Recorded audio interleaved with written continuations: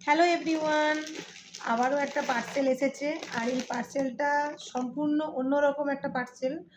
আর এটা আমি অলরেডি খোলা হয়ে গেছে, কারণ যে পার্সেল আমাকে দিতে এসেছিল সেই আমাকে বললো যে এটা খুলে দেখিয়ে দিতে হবে। আমি বললাম ঠিক আছে, দেখিয়ে দিন। আর আমি এই পার্সেলটা যখন এসেছিলো তখন আমি বাইরে বেরিয়েছিলাম একটু পুজো দেওয়ার জন্য। আমাকে এটা নিতে হলো। চলো আমি তোমার দেখাই যে এটার মধ্যে কি আছে। এটার মধ্যে আছে একটা বই, আর এটা হচ্ছে ম্যাথের বই।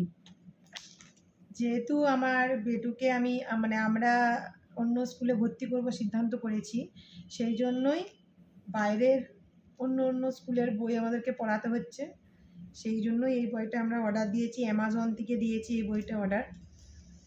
আর আজকেই এসেছে, কিন্তু বইটার আমি নাম বলছি না কি বই। ঠিক আছে, চলো এবার এইটা বেটু পড়বে। বেটু বলছে এই বইটা কি আমি শেষ করতে পারবো? পারবে তো? চেষ্টা করি। গুড। এটাই সবসময় মাথায় রাখতে হবে যে চেষ্টা করলে সব কিছুই হয়, তাই তো সান?